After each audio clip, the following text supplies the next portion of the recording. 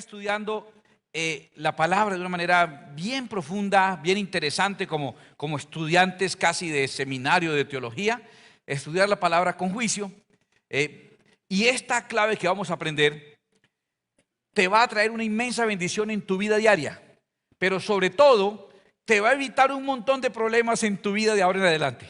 Si tú decides oír la palabra y no ser solamente oidor, sino hacedor de esta palabra, puedo garantizarte que vas a evitarte el 90% de la mayoría de los problemas que ibas a tener el resto de tu vida. Así que vale la pena estar atentos y estar receptivos a la palabra que el Señor tiene para nosotros.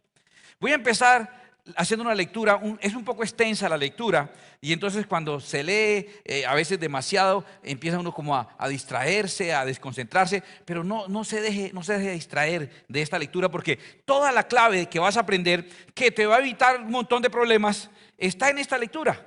Entonces asimila esta palabra, por favor, con toda tu atención, porque es para tu bien y el bien de tu familia y el bien de tu futuro. Daniel capítulo 5, la historia de la escritura en la pared de ese milagro sobrenatural. Voy a leerlo y déle atención a los eventos, a los acontecimientos y atención a los personajes también que son nombrados ahí, ¿vale? ¿Están listos para escuchar la palabra? La voy a leer en favor de todos. Si usted tiene cómo seguirla ahí, sígala. Si prefiere escucharla, escúchela. Pero procure no quedarse dormido, por favor. Si se duerme, procure no roncar. Si ronca, procure que no sea muy duro, para que el del lado no se va a perder la lectura que vamos a tener, ¿ok? Daniel capítulo 5, escuche este acontecimiento. El rey Belsasar hizo un gran banquete a 1000 de sus príncipes y en presencia de los 1000 bebía vino. Belsasar, con el gusto del vino, mandó que trajesen los vasos de oro y de plata que Nabucodonosor, su padre, había traído del templo de Jerusalén, para que bebiesen en ellos el rey y sus grandes, sus mujeres y sus concubinas. Entonces fueron traídos los vasos de oro que habían traído del templo de la casa de Dios que estaba en Jerusalén, y bebieron en ellos el rey y sus príncipes, sus mujeres y sus concubinas. Bebieron vino y alabaron a los dioses de oro y de plata, de bronce, de piedra, de madera y de piedra. En aquella misma hora aparecieron los dedos de una mano de hombre que escribía delante del candelero sobre lo encalado de la pared del palacio real, y el rey veía la mano que escribía. Entonces el rey palideció y sus pensamientos lo turbaron, y se debilitaron sus lomos y sus rodillas daban la una contra la otra. Y el rey gritó en alta voz que hiciesen venir magos, caldeos y adivinos, y dijo el rey a los sabios de Babilonia: cualquiera que lea esta escritura y me muestre su interpretación, será vestido de púrpura y un collar de oro llevará en su cuello, y será el tercer señor en el reino. Entonces fueron introducidos todos los sabios del rey, pero no pudieron leer la escritura ni mostrar al rey su interpretación. Entonces el rey Belsasar se turbó sobremanera y palideció, y sus príncipes estaban perplejos. La reina, por las palabras del rey y de sus príncipes, entró a la sala del banquete y dijo: Rey, vive para siempre, no se turben tus pensamientos ni palidezca tu rostro. En tu reino hay un hombre en el cual mora el espíritu de los dioses santos, y en los días de tu padre se halló en él luz e inteligencia y sabiduría, como sabiduría de los dioses, al que el rey Nabucodonosor, tu padre, oh rey, constituyó jefe sobre todos los magos, astrólogos, caldeos y adivinos. Por cuanto fue hallado en él el mayor espíritu y ciencia y entendimiento para interpretar sueños y descifrar enigmas y resolver dudas. Esto es, en Daniel, al cual el rey puso por nombre Belsasar. Llámese pues ahora a Daniel y él te dará la interpretación. Entonces Daniel fue traído delante del rey, y dijo el rey a Daniel: ¿eres tú aquel Daniel de los hijos de la cautividad de Judá que mi padre trajo de Judea? Yo he oído de ti que el espíritu de los dioses santos está en ti, y que en ti se halló luz, entendimiento y mayor sabiduría. Ahora fueron traídos delante de mí sabios y astrólogos para que leyesen esta escritura y me diesen su interpretación, pero no han podido mostrarme la interpretación del asunto. Yo pues he oído de ti que puedes dar interpretación y resolver dificultades. Si ahora puedes leer esta escritura y darme su interpretación, serás vestido de púrpura y un collar de oro llevarás en tu cuello, y serás el tercer señor en el reino. Entonces Daniel respondió y dijo delante del rey: tus dones sean para ti, y da tus recompensas a otros. Leeré la escritura al rey y le daré la interpretación. El Altísimo Dios, oh rey, dio a Nabucodonosor, tu padre, el reino y la grandeza, la gloria y la majestad. Y por la grandeza que le dio, todos los pueblos, naciones y lenguas temblaban y temían delante de él. A quien quería mataba y a quien quería daba vida. Engrandecía a quien quería y a quien quería humillaba. Mas cuando su corazón se ensoberbeció y su espíritu se endureció en su orgullo, fue depuesto del trono de su reino y despojado de su gloria. Y fue echado de entre los hijos de los hombres, y su mente se hizo semejante a la de las bestias, y con los asnos monteses fue su morada. Hierba le hicieron comer como a buey, y su cuerpo fue mojado con el rocío del cielo, hasta que reconoció que el Altísimo Dios tiene dominio sobre el reino de los hombres, y que él pone sobre él al que le place. Y tú, su hijo Belsasar, no has humillado tu corazón sabiendo todo esto, sino que contra el Señor del cielo te has ensoberbecido e hiciste traer delante de ti los vasos de su casa, y tú y tus grandes, tus mujeres y tus concubinas, bebisteis vino en ellos. Además de esto diste alabanza a dioses de plata, oro, de bronce, de hierro, de madera y de piedra, que ni ven, ni oyen, ni saben, y al Dios en cuya mano está tu vida y cuyos son todos tus caminos, nunca honraste. Entonces de su presencia fue enviada la mano que trazó esta escritura. Y procede a explicarle lo que decía en la pared. Y la escritura que trazó es Mene, Mene, Tekel, Uparsin. Ya entiende por qué el rey no entendía. Y los adivinos tampoco. El hombre ahí con sus tragos encima, técnicamente hablando, en técnica santanderiana, hincho. Ya el hombre más allá caca con sus tragos, se alegró y dijo, bueno, tomemos vino, pero en los vasos sagrados de Dios, en los de la Santa Cena, pues. Lo mandó traer y hizo la rumba con los utensilios sagrados de Dios. Y apareció una mano en la pared real, el primer grafiti de la historia. Una mano, la mano de Dios, como si fuera mano de hombre, escribiendo estas palabras. Y nadie le decía qué significaba. Daniel, el profeta, fue llamado porque él era el que resolvía las dudas del papá de este rey. ¿Recuerdan quién era el papá de este rey? El cintocayo, Nabucodonosor.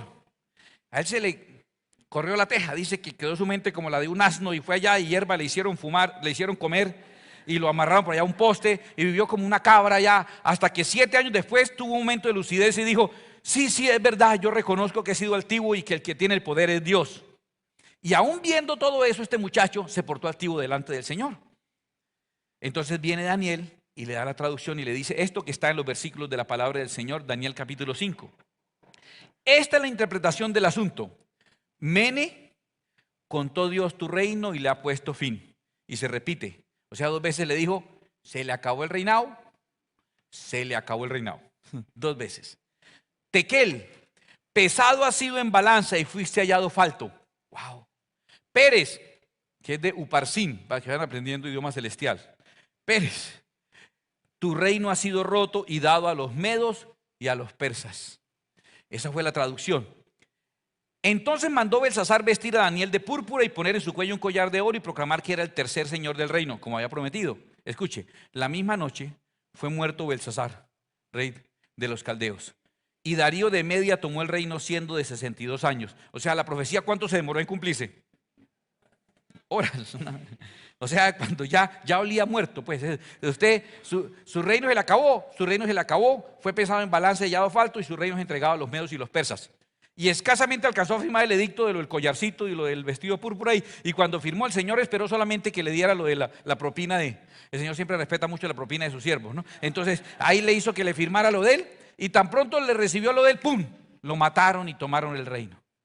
Ahora, de aquí vamos a extraer un concepto supremamente maravilloso. A mí me parece que en este movimiento, tal vez en el enojo de Dios de lo que este hombre ha hecho con los utensilios, se le chispoteó, dejó saber algo que es supremamente profundo de cómo se maneja la valoración y los juicios en el reino de los cielos. En el cielo, cómo se maneja este tema de los juicios. Y por eso la charla tiene ese nombre, Tekel. Tekel, ¿recuerda lo que significó Tekel? Lo que decía allí. Pesado has sido en balanza y fuiste hallado falto. Pesado has sido en balanza. Nosotros tendemos a creer que balanza es esta NPS, que la llaman NPS, porque cada vez que uno se sube dice, no puede ser. Sí, por eso le dicen la NPS. Algunos creen que eso es un aparato de tortura. El niño le decía al hermanito, no se suba ahí, mi mamá cada vez que pisa eso llora. Esto no es una balanza, es una báscula. O sea, uno se puede parar ahí y hay una escala interna que le dice a uno cómo está de peso, ¿ok? Tienen su propia escala. Hay otras que llaman grameras o estas básculas, tienen una medición propia. Pero dice, pesado fuiste en báscula. ¿Cómo dijo? Ah, ¿y balanzas son esas? Esas no son, balanza es como esta más bien. Eso sí es una balanza. Viene de balancear.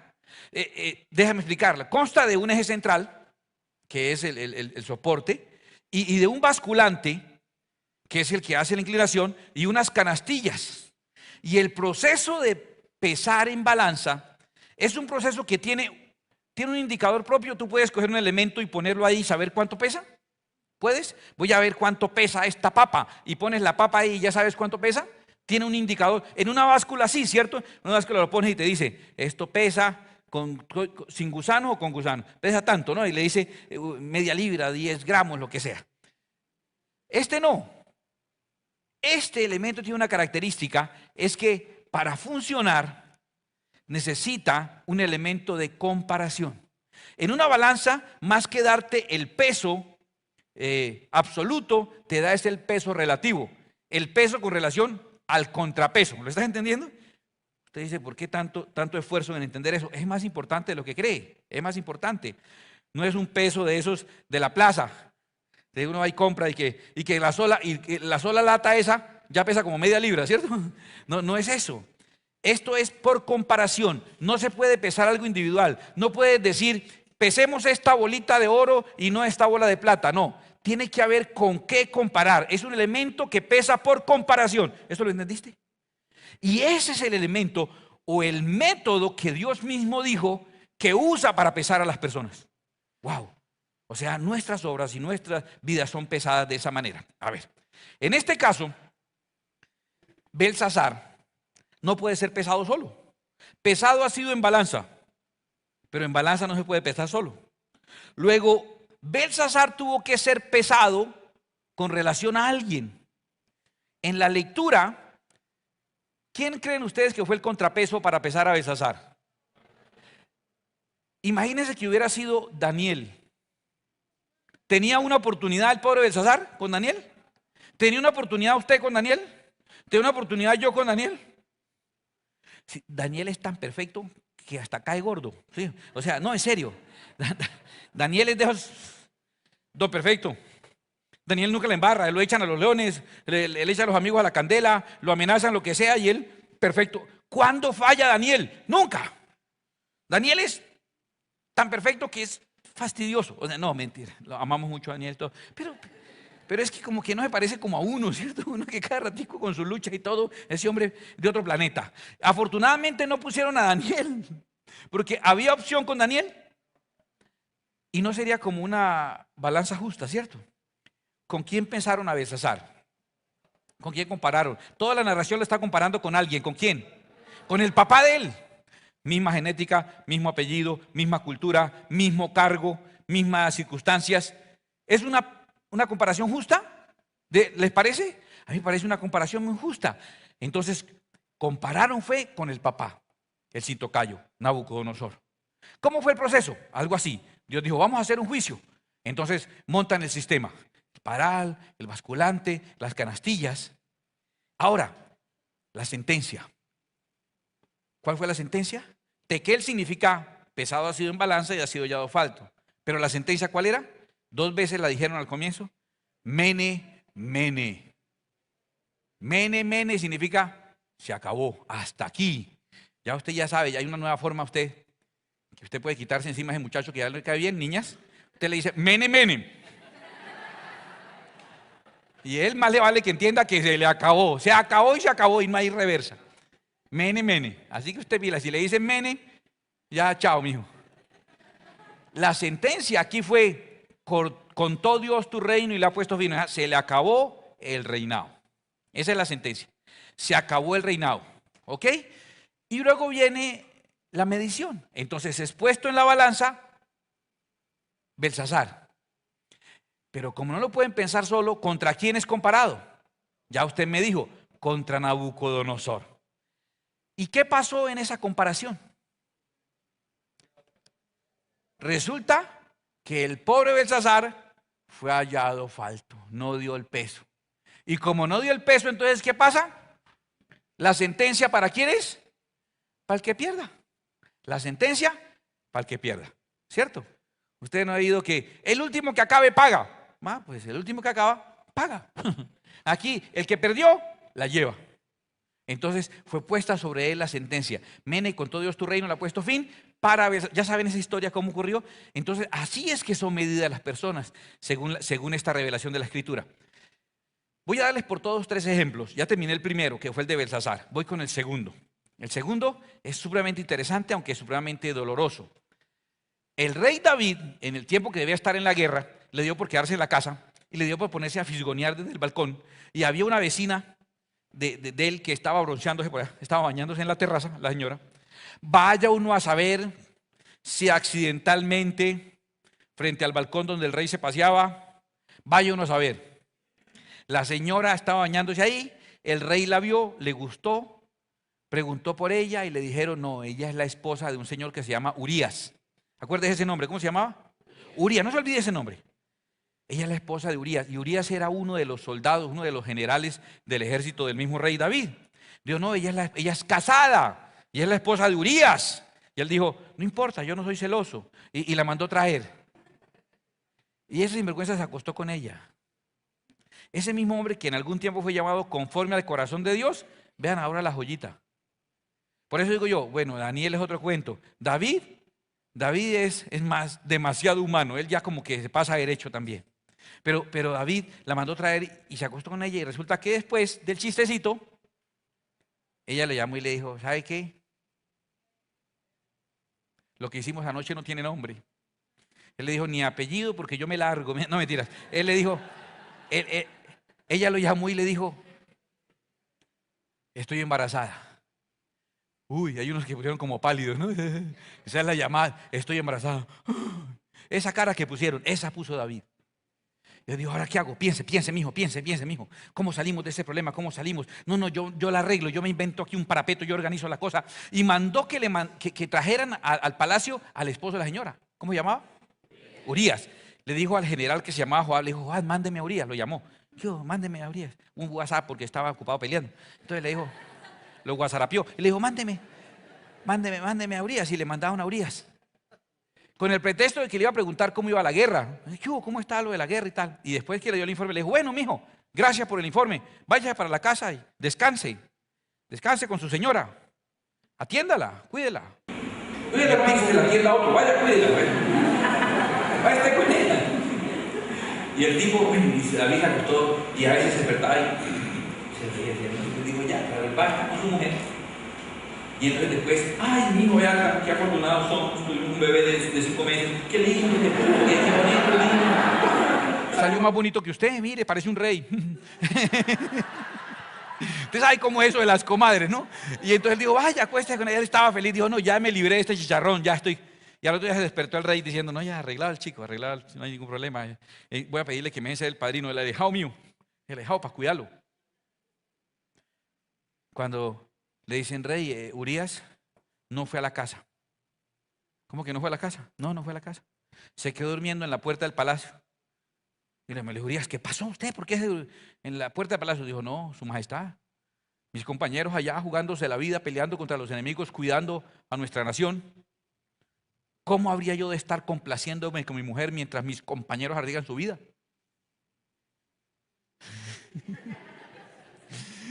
David dijo, el bobo patriótico, pues. ¿Y ahora qué hacemos? Mire esta joya lo que hizo. Lo invitó a seguir de nuevo. Banquete, copita va, copita viene, lo emborrachó. El rey David, el que era un hombre conforme al corazón de Dios, lo emborrachó. Después de que estaba bien borracho, dijo, ahora sí, no hay nada, porque así, haga o no haga nada, ya se lo chutamos. Y se fue a dormir, dijo, listo, tocó emborracharlo, pero bueno, salimos de este problema. Al otro día se levantó y le dijeron, Urías durmió en la puerta del palacio. Y ahí sí quedaba muy tenaz echar la culpa, ¿sí o no? Durmió en la puerta del palacio y le llamó y dijo, ¿qué pasó con usted? Le dijo, no, su majestad, compadre rey. Le digo, yo hasta que mis compañeros. Entonces David dijo, no, esto se complicó la cosa. Ahora, sintiéndose mal de todo lo que había hecho, cogió un papel y escribió una nota para Joab. En la nota decía, por favor, Joab, ponga a Urías en la parte más difícil de la batalla y luego déjenlo solo porque necesito que lo maten. No pregunte. Y dobló el papelito y se lo mandó. Malo, ¿cierto? Se lo mandó con Urías. El mismo Urías cuidando el papelito. Ay, que no me van a perder el papelito.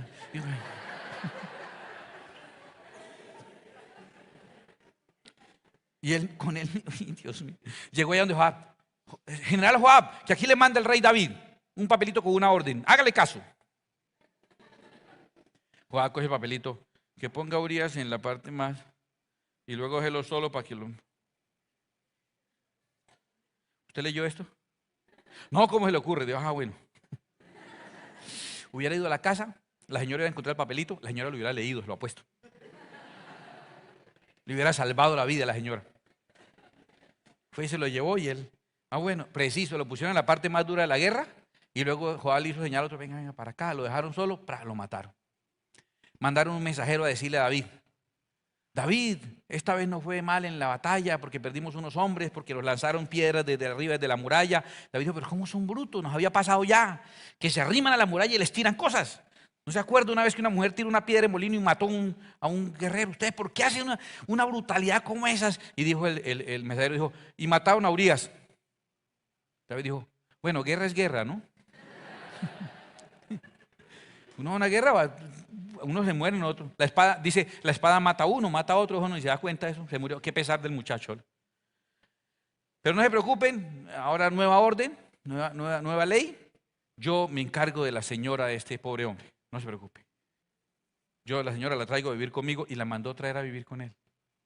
Como un acto de generosidad, como una especie de seguro que tenían las esposas de los militares, que usted muera tranquilo, que su esposa no queda desamparada. El rey se la lleva para el palacio. Qué amable, o sea, quedó como una maravilla de persona. Yo creo que más de una señora le decía al esposo, mi hijo, métase a la guerra. Algún día me tocará palacio. ¿Qué hubo, mi hijo? Pero vaya, haga algo. David estaba convencido de que había ocultado su pecado, de que nadie lo había visto, tenía todo arreglado. Y vino el profeta. Los profetas son la embarrada. Todos lo saben. Y vino el profeta. Natán había reemplazado al profeta Samuel. ¿Recuerdan que David fue criado con ovejitas? David fue el octavo hermano de una familia en un país donde lo perfecto es tener 7 hijos varones y él era el octavo hijo varón. O sea, él se tiró a la perfección de la casa, pues. Entonces fue rechazado por sus hermanos. Más adelante parece ser que David era un hijo natural, o sea, era datos de otros municipios. ¿Sí me entienden? Entonces David fue rechazado. David, ¿con quién creció? Cuénteme, ¿con quién creció? ¿Con quién hablaba? ¿Con quién jugaba? Con las ovejas, porque fue pastor de ovejas. Entonces él cantaba, bailaba, hablaba con las ovejas. Hablaba, era idioma de ovejas todo el tiempo. Él aprendió a crecer con ovejas. Y mire lo que hace Dios. Manda al profeta y llega el profeta y entra. Póngase en el lugar de David. Y Jehová, en 2 de Samuel 12:1, Jehová envió a Natán a David. Y viniendo a él le dijo, mire lo que Natán le dijo. Había 2 hombres en una ciudad, el uno rico y el otro pobre. El rico tenía numerosas ovejas y vacas, pero el pobre no tenía más que una sola. Ya usted lo está viendo, ¿sí? Usted sabe por dónde va el asunto. Más que una sola corderita, que él había comprado y criado y que había crecido con él y con sus hijos juntamente, comiendo de su bocado y bebiendo de su vaso y durmiendo en su seno, y la tenía como a una hija. ¿Cómo está David ahí en ese momento? Está todo nostálgico, ¿no? Está todo tierno. Ay, sí, yo sé lo que es tener una ovejita así, una corderita. Yo sé, yo también tuve una. Ay, no. Pero un rico tenía muchas ovejas y vacas y todo. Y este tenía una sola. Luego Natán, golpe bajo. Y vino uno de camino al hombre rico. Está hablando del deseo que vino al corazón, a la carne de David. Está hablando de ese deseo que lo invadió. Y vino uno de camino al hombre rico. Y este no quiso tomar de sus ovejas y de sus vacas para guisar para el caminante que había venido a él. Para el caminante, ¿sí vio? Que había venido.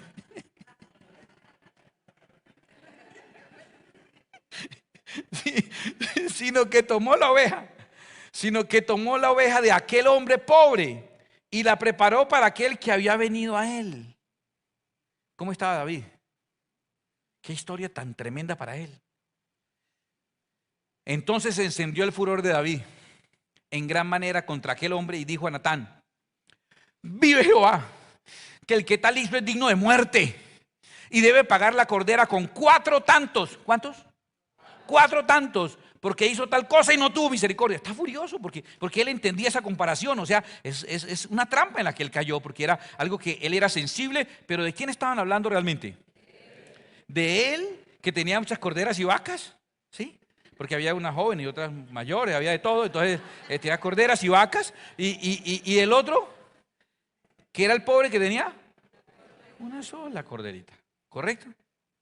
Ahora, después de que estaba furioso, decía: yo mato a ese infeliz, pero es que lo mato. ¿Cómo le fue a eso? Yo sé lo que es tener una corderita. Uno enseñarle a echarse, plas, rol. Y uno enseñarle los trucos y llevarle y ponerle moñito y sacarla los domingos a la ciclovía y tomarle foto y celebrar el cumpleaños. Yo sé lo que es eso. Estaba furioso ese hombre, estaba desesperado con eso.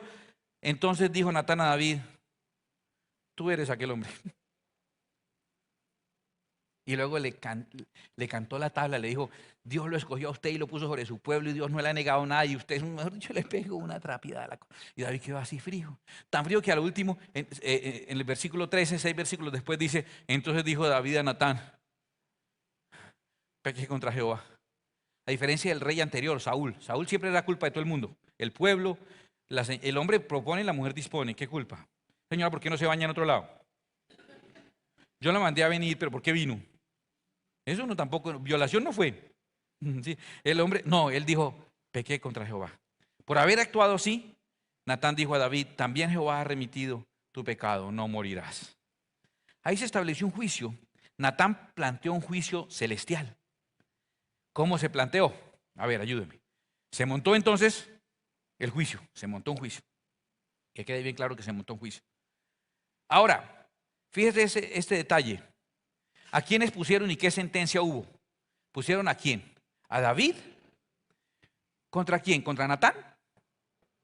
¿Contra quién lo pusieron? ¿Cómo fue la comparación del rico que tenía ovejas y vacas contra el pobre que tenía una sola? O sea, David versus Urías alias Bambi, contra Urías. O sea, David contra Urías solamente. ¿Sí me entiende? Uno a uno ahí, nomás midiéndose 1 a 1. ¿Es justa esa comparación? De la misma ciudad, misma cultura, mismo idioma, mismo lenguaje, misma religión. Es una comparación de hombres. Es más, les gusta la misma señora. O sea, tiene muchas cosas en común. Los mismos gustos y todo.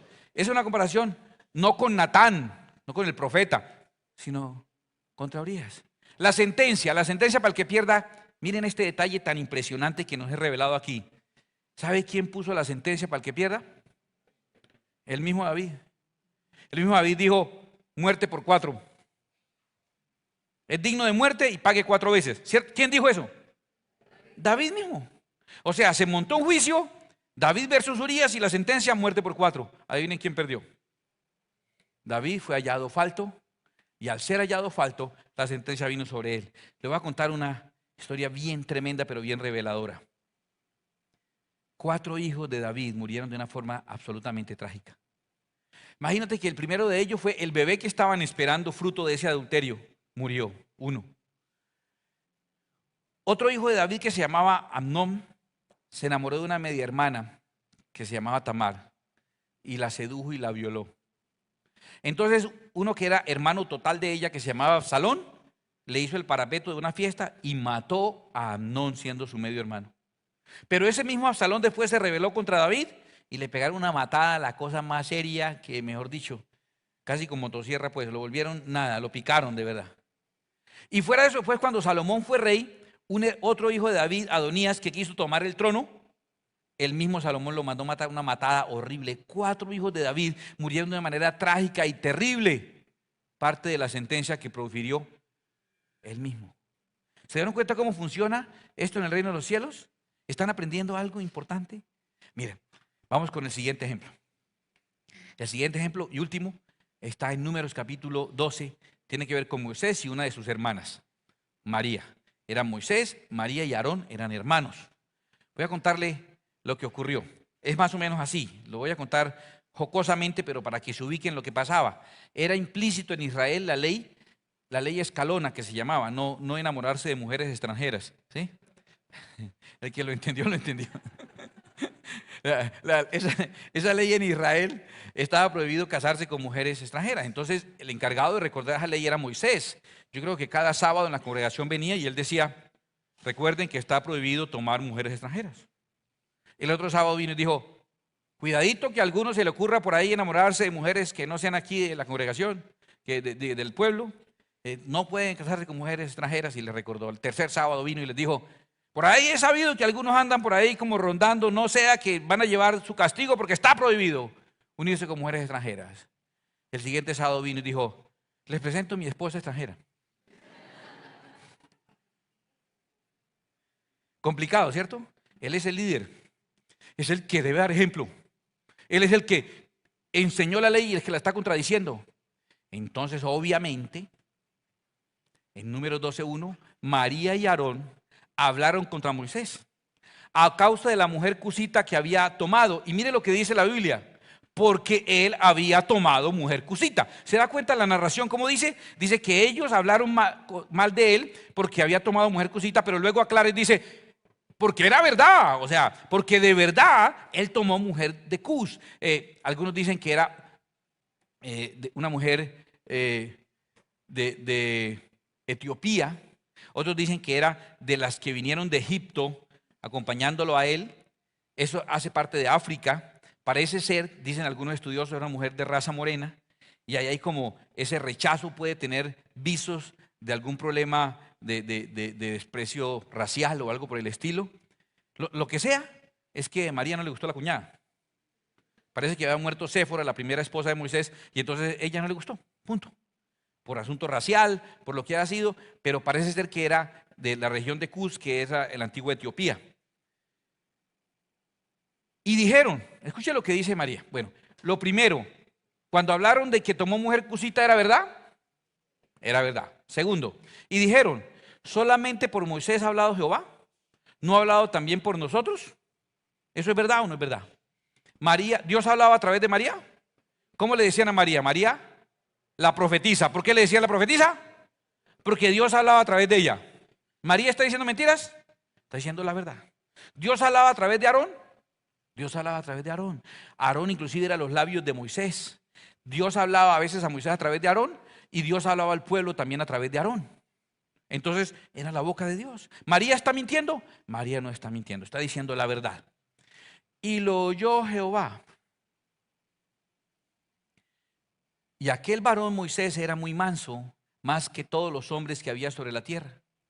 Luego dijo Jehová a Moisés, a Aarón y a María: salid vosotros tres al tabernáculo de reunión.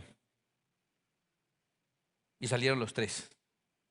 Entonces Jehová descendió en la columna de la nube, se bajó del carro de la nube. Dios vino ahí, lo llamó y se bajó. Y se puso a la puerta del tabernáculo, la presencia de Dios. Y llamó a Aarón y a María y salieron ambos. Y les dijo: Dios, oíd ahora mis palabras. Cuando haya entre vosotros profeta de Jehová, le apareceré en visión. En sueños hablaré con él. No así a mi siervo Moisés, que es fiel en toda mi casa. Cara a cara hablaré con él, y claramente, y no por figuras, y verá la apariencia de Jehová. ¿Por qué pues no tuvisteis temor de hablar contra mi siervo Moisés? ¿Cómo está Dios ahí?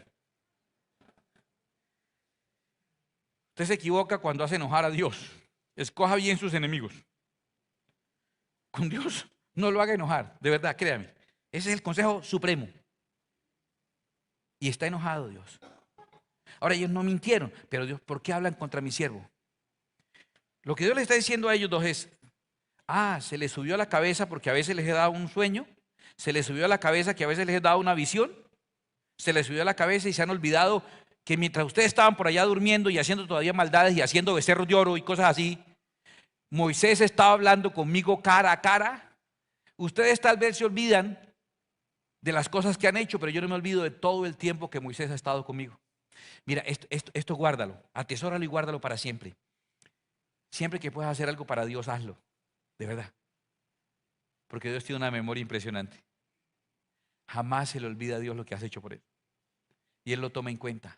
La gente se olvidará, pero cada cosa que hayas hecho por Dios, cada alabanza, cada adoración, cada ofrenda. ¿Recuerdas en el Nuevo Testamento a Cornelio? Tus oraciones y tus ofrendas han subido para memoria de ti delante de Jehová. Dios no se olvida de nada. Y Dios dijo, ustedes están criticando a alguien que ni saben lo que él y yo hemos vivido juntos, hemos sido compañeros. ¿Yo con quién más me he sentado a hablar? ¿Quién sabe más ustedes sobre la tierra que yo me haya sentado a hablar cara a cara y a contarle, ¿cómo le ha ido? ¿Cómo van las cosas? Bien. Y charlado con él. ¿Quién más conocen ustedes que ha sido mi compañero de charlas? ¿Se les subió a la cabeza un poquitico de visión y revelación que les di? Entonces la ira de Jehová se encendió contra ellos y se fue. Y la nube se apartó de tabernáculo, se montó al carro, se fue. Furioso. Y he aquí que María estaba leprosa como la nieve. ¿Cómo le quedó la piel? Blanca. Curioso castigo por haber hablado contra Moisés, por haber tomado una mujer de color. ¿No les parece curioso? No la acepto porque es negra y entonces la piel le quedó a ella blanca. ¿Eso es lo que quiere? Blanca de la lepra. Posiblemente una psoriasis. La Biblia llama toda enfermedad de la piel lepra y sobre todo la palabra significa más que todo castigo. Y miró a Aarón a María y he aquí que estaba leprosa. Mire, esto no tiene que ver con la enseñanza, pero quiero regalarles esta revelación. Cuando Dios llamó a Moisés y Moisés dijo, ¿yo con qué voy a liberar a Israel? Dios le dijo, ¿qué tienes en tu mano? Y Moisés dijo, una vara. No tenía solo una vara, tenía la vara y tenía la mano con la que agarró la vara. ¿Sí? No era una vara flotante. Él la agarró con la mano. Ahora, la vara representaba a Aarón, porque después se fue llamada la vara de Aarón que reverdeció. Y la mano representó a María, porque Dios le dijo, mete tu mano en tu seno. Y él metió la mano en el seno y cuando la sacó estaba leprosa. Y él luego dijo, métela por segunda vez y metió la mano en su seno y cuando la sacó estaba sana. ¿A quién representaba la mano? A María. ¿Qué tienes para hacer la misión? Tenía a María y a Aarón, representadas por la mano y por la vara. Pero eso es de otra enseñanza, sino que no me aguanté las ganas de contar. Bueno, lo cierto es que ahí intercedieron y clamaron por María y volvió a entrar. María entró a la intimidad de Moisés, a su relación de pareja, y salió enferma. Y luego él rogó por ella y salió sana. Vamos a ver este proceso cómo se dio. Sí, ya lo saben, cómo se hace este juicio. Fácil, se puso ahí el soporte, el basculante, las canastillas. ¿Y qué dijo María? Mire lo que hizo Moisés. Dios, júzgalo. Dios dijo, ¿segura? Sí, quiero un juicio contra Moisés. ¿Segura que quiere un juicio contra Moisés? ¿Estás segura? Sí, porque mire, yo tengo razón. Él dijo que no se debían tomar mujeres extranjeras. Y mire, la mujer extranjera. Y no lo necesitamos. Dios también habla a través de nosotros. Él no es el único que tiene revelación. Podemos quitarlo y pueden ascenderme a mí. No hay ningún problema. Podemos separarlo del pueblo. Entonces quiero un juicio contra él. Dios dijo, ¿estás segura que quiere un juicio contra él? Sí, quiero un juicio. Bueno. Traigan la báscula. Traigan la balanza.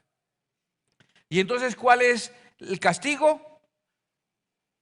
Algo que lo obliga a separarse del pueblo. Sepárenlo del pueblo, porque el que tomaba mujer extranjera era separado del pueblo. Y ella está diciendo, sepárenlo del pueblo. ¿Y a quién montaron entonces? A Moisés. ¿Está listo? ¿Con eso ya se puede hacer el juicio? ¿A quién montaron en la otra canastica? Por eso yo creo que Dios le decía, ¿segura? Y montaron a María en la otra canastica. María quería que montaran solo a Moisés. Así no funciona en el cielo. En el cielo no funciona con báscula, sino con balanza. Segundo, María quería que pusieran a Moisés en el acto de su equivocación de escoger pareja. ¿Cierto que sí? En ese acto. Y Dios montó solo ese acto de Moisés. Montó a Moisés completo. Montó al Moisés que hizo cada oración, que dejó al pueblo, que dejó la oportunidad de ser el heredero del faraón para convertirse en el siervo de Dios, el que aguantó la terquedad de un pueblo, el que intercedió, el que hablaba con Dios. No puso solo el evento aislado. Nosotros los humanos sí hacemos eso. Tenemos nuestro artista favorito hasta un error, nuestro deportista favorito hasta un error, nuestro amigo favorito hasta un error. Dios no es así. Dios te ve completo. Es lo lindo con Él. Él montó en esa balanza toda la historia de Moisés, desde su niñez, desde su infancia, sus momentos juntos, su amistad, su compañerismo, los secretos que solo le había revelado a Moisés. Moisés vio una parte del costado de Dios. Nadie más vio a Dios sino Moisés. Moisés vio un lado de Dios que nadie más ha visto. No era cualquiera parecido. A ella le pareció, por el hecho de que Dios también la usaba, que lo podían quitar tan fácilmente. Ahí la encaramaron. Resultado de esa evaluación. Obviamente, perdió María. Y al perder, el castigo que ella misma había pedido vino inevitablemente sobre ella. Tremendo. Ahora entiendes lo que Jesús en el Nuevo Testamento nos enseña. Mire lo que Jesús nos enseñó. Esto sería una especulación del texto. La Biblia dice que algo se considera verdad si está por boca de 2 o 3 testigos. Le di 3 ejemplos en los que se cumple esta ley. Ahora, para que sea una verdad bíblica tiene que estar en armonía con el Nuevo Testamento, pero sobre todo con lo que Jesús haya enseñado. Si algo no está en armonía con lo que Jesús enseñó, no es verdad. Pero mire lo que Jesús dice en Mateo 5. Oísteis que fue dicho a los antiguos, no matarás, y cualquiera que matare será culpable del juicio. O sea, el que mate, para la balanza. Pero yo os digo que cualquiera que se enoje contra su hermano será culpable de juicio. Y cualquiera que diga necio a su hermano será culpable ante el concilio. Y cualquiera que le diga fatuo quedará expuesto al infierno de fuego.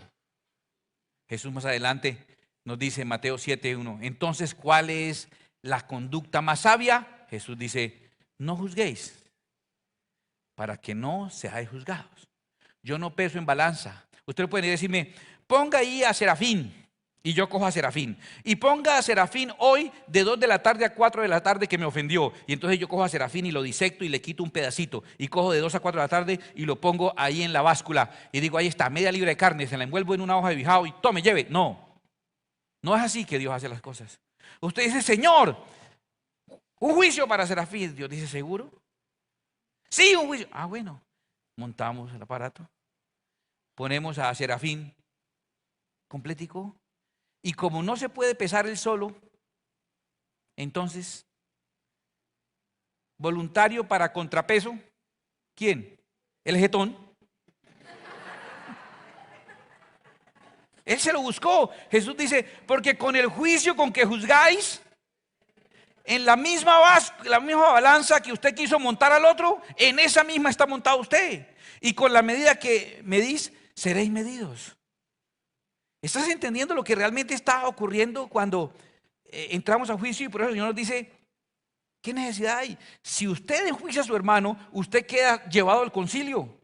Si usted enjuicia a su hermano, usted queda expuesto al infierno. ¿Por qué? Porque si yo dije, mire, este hermano se las da de cristiano, pero es un mundano. Si digo que es un mundano, estoy diciendo que merece ir al infierno. Y si se monta la balanza, estoy haciendo que lo monten a él. Pero como necesitan un contrapeso, ahí estoy yo, pesándome contra otra persona. Ahí estoy yo. Innecesariamente.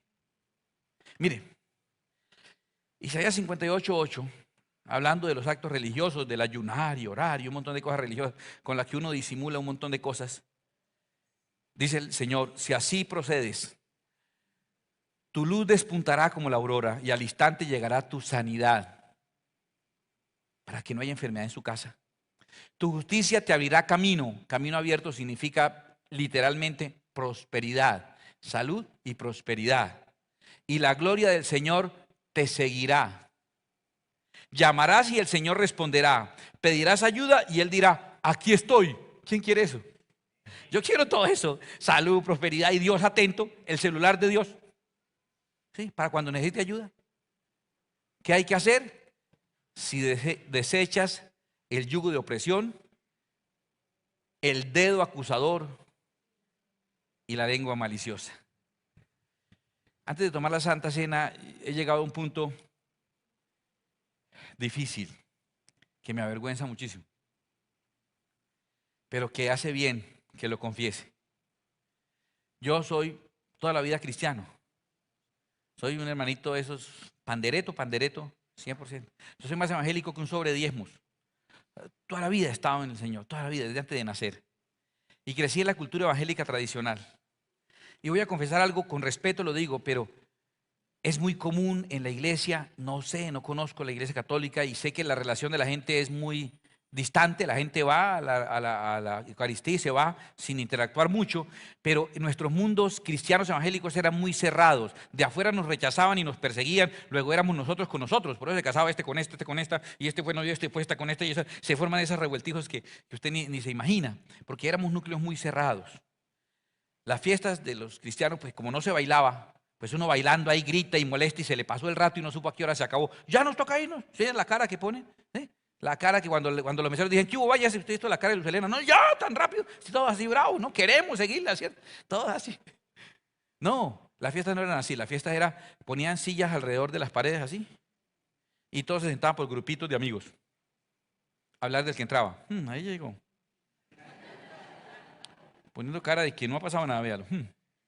Ese era novio de una chica y ahora habían terminado. ¿Dónde se irá a sentar? Mira, mira, se irá a sentar. Ah, y se sentó ya al lado de la otra. No sé, ya todo era una novela. Y el grupito allá hablaba con los de acá y los de aquí contra allá y a ruñir prójimo y sobre todo ruñir líder. Y hay de que un líder como Moisés se descachara y en algo que él mismo dijo se contradijera para que viera. Y eso el deporte nacional de la iglesia, personas reprimidas que no podían manifestar muchas cosas, que uno no podía ni vestirse como querían, ni hablar como querían, ni ir a donde quería, reprimido, reprimido, reprimido, reprimido. El único desquite que teníamos era la murmuración. Yo quiero decirles, con la vergüenza más grande del mundo, yo era un murmurador impresionante. De esos que surgen en el caldo de cultivo de las iglesias evangélicas tradicionales. Una habilidad para murmurar impresionante.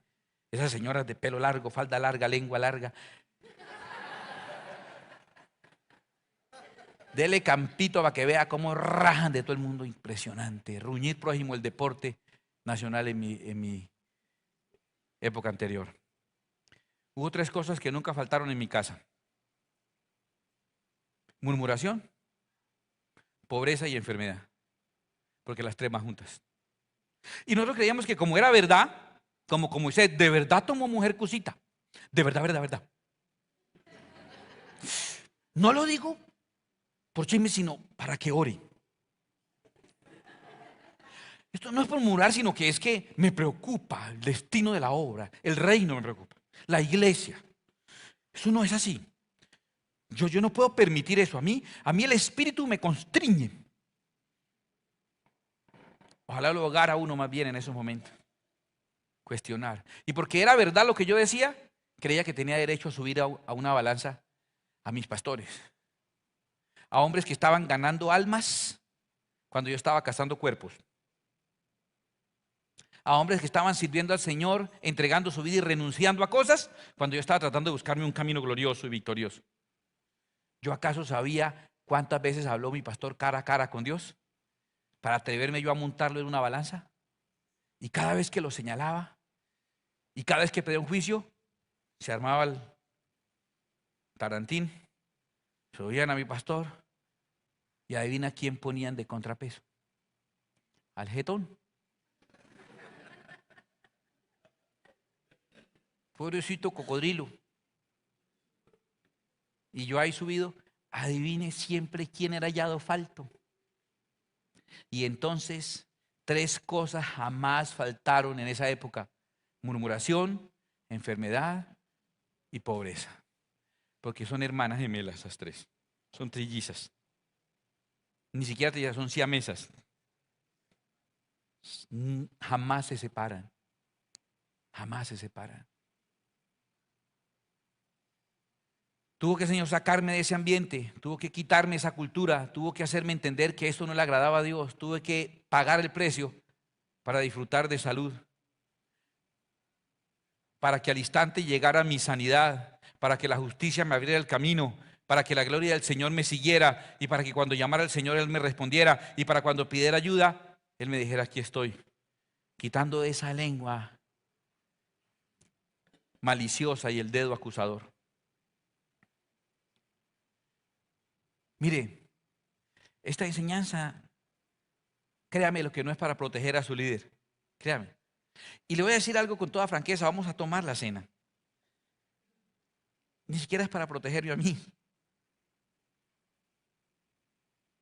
Tal vez si regresamos 10 años atrás y miramos dónde estabas tú y qué estaba haciendo yo, Y tal vez si regresamos 20 años atrás, cuando tú estás en la universidad y yo estaba en la universidad, ¿cuáles son los frutos de cuando tú estabas en la universidad? ¿Qué quedó por ahí sin papá dando vueltas? Porque yo te acabo de presentar aquí a un hijo espiritual de ese tiempo, uno de los tantos.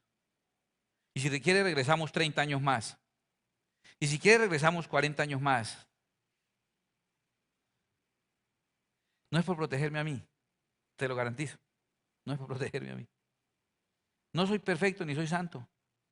A veces me he transgredido a mí mismo en lo que yo enseño, como Moisés. Pero Dios no me juzga a mí solo ni me juzga un pedacito. Yo le pregunto, ¿usted está seguro que quiere subirse una báscula conmigo? ¿Seguro? ¿Está de verdad seguro? Durante 5 años sin parar, en la época de la adolescencia, de los 16 a los 21, todos los viernes pasamos la noche orando hasta amanecer el sábado, 5 años sin parar. De los 16 a los 21 tuyos, ¿podemos revisarlos también? Cuando tenía 25 años llevábamos un conteo de 3.200, Alexis, 3.250, algo así, ¿no? De personas que habíamos ganado para Cristo a los 25 años. No estoy hablando de mí, estoy hablando de su líder, estoy hablando de su hermano, del que está al lado suyo, que sí cometió ese error de 2 a 4 el jueves. ¿De verdad usted quiere armar un tarantín? ¿De verdad usted quiere? ¿Quiere juzgarlo? ¿Está seguro? No hay problema. Dios arma la báscula y lo sube. Por eso el Señor Jesús dijo, ¿sabe qué? Mejor no juzgue, para que no termine usted también siendo juzgado en el mismo juicio, porque en ese mismo juicio que usted montó, usted está siendo juzgado. ¿Se ha fijado que la religión evangélica tradicional durante muchos años estuvo orientada a un sector de la población de nivel económico escaso? Porque la murmuración, la pobreza y la enfermedad van juntitas. No pasa aquí, gracias a Dios. Y no va a pasar. Porque tú eres inteligente y no vas a andar armando tarantines en contra tuya innecesariamente. Innecesariamente. Hoy la Santa Cena tiene un propósito maravilloso. Isaías vio a Dios. Y cuando Isaías vio a Dios dijo, me morí. No, en serio, así dijo. Vi a Dios. O sea, me morí. Porque yo soy un hombre de labios inmundos. Y vivo en un pueblo de labios inmundos, sean mal hablados y chismosos y rajan y ruñen prójimo. Van a hablar del país, el gobierno es malo, el país es malo, las elecciones es mala, el transporte es malo, el Metrolínea es malo, el tránsito es malo, el día sin moto es malo, todo esto es malo. Vivo en un pueblo de labios inmundos y vi a Dios, me morí. Y el ángel fue y tomó un carbón encendido del altar y se lo puso en los labios. Y curiosamente no lo quemó. Porque uno se imagina ahí que le puso el carbón encendido y le quedaron los labios así como el tino. No. Parece ser que lo que ocurrió fue que el carbón tenía un poder purificador y le purificó sus labios. Hemos pedido al Señor para que el pan y la copa de esta noche sea un carbón encendido que purifique los labios de cada uno de nosotros, empezando por mí, que fui un murmurador. Y que esta cena que tomamos hoy purifique mis labios y queme esa tendencia en el nombre de Jesús. Si tú quieres lo mismo, pídelo, Señor. Yo ya le pedí, pero usted no lo ha pedido. Cierre sus ojos y dígale, Señor, convierta ese pan y esa copa en carbón. Convierta ese pan y esa copa en un carbón encendido que queme la malicia de mis labios, que queme las tendencias perversas, aprendidas de la carne y del mundo. No quiero ser un Judas, un Absalón o un Lucifer. No quiero hacer que hago brotar las raíces de amargura y contamino a los demás. ¿Por qué María fue castigada con lepra? Porque su murmuración quería partir el cuerpo de Cristo, dividir el pueblo de Dios. Y la lepra también haría que su cuerpo finalmente se partiera en pedazos. Cuando intentes hacer algo que divida al pueblo de Dios, Dios va a dividirte a ti. Dios va a partirte en pedacitos. Lepra es miseria absoluta. Ninguno quiere la miseria ni la enfermedad. Lepra es miseria absoluta. Hay otras enfermedades que no implicaban miseria, pero la lepra implicaba miseria.